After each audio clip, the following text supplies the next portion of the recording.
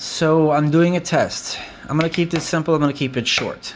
I made two changes. The first change I made was how often the ADCs are done. I changed that from 16 milliseconds to 256 milliseconds. I only did this because I wanted to make sure the pick had plenty of time to do the ADCs and anything else it needed to do. The second change that I made was instead of doing two ADCs per sensor, I'm only doing one ADC per sensor.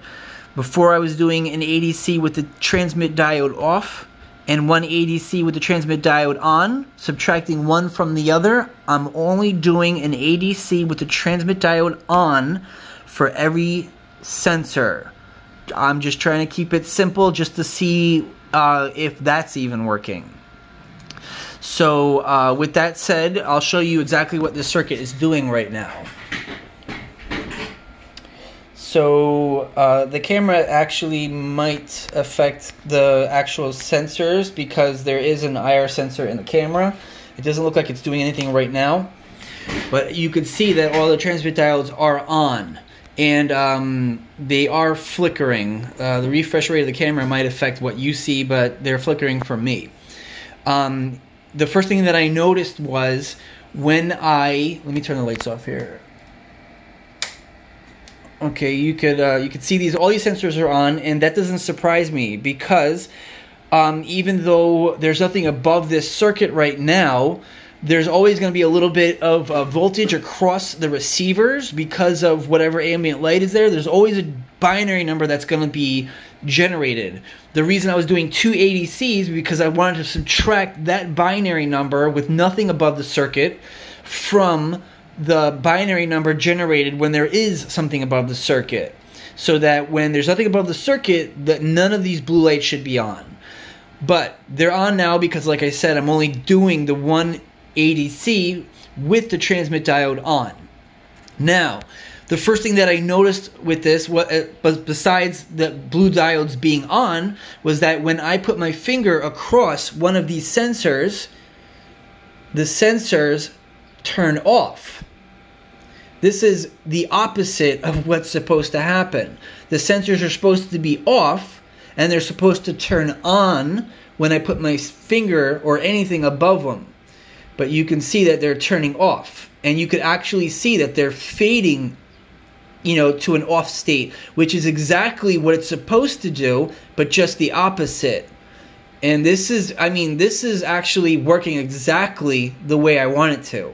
Just, opposite, I guess you could say in polarity, whatever. But no, these are all working exactly the way that it's supposed to.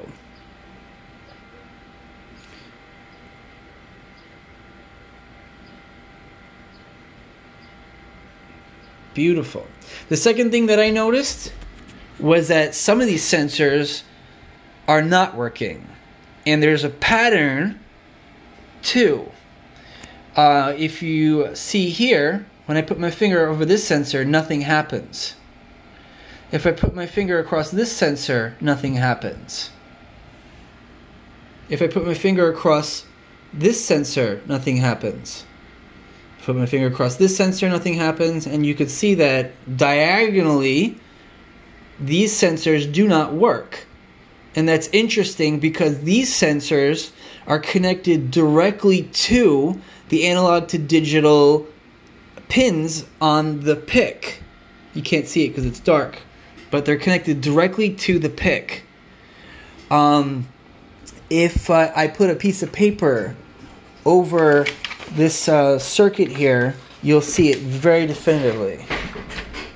See how everything turns off except for those.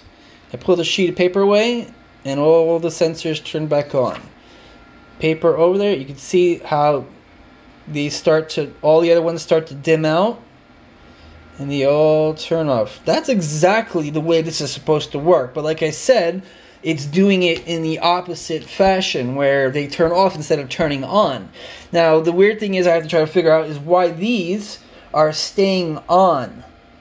Why are these on and why are they reversed? That's my biggest problem right now. But other than that, you can see that this is working beautifully, just not, the way I wanted it to.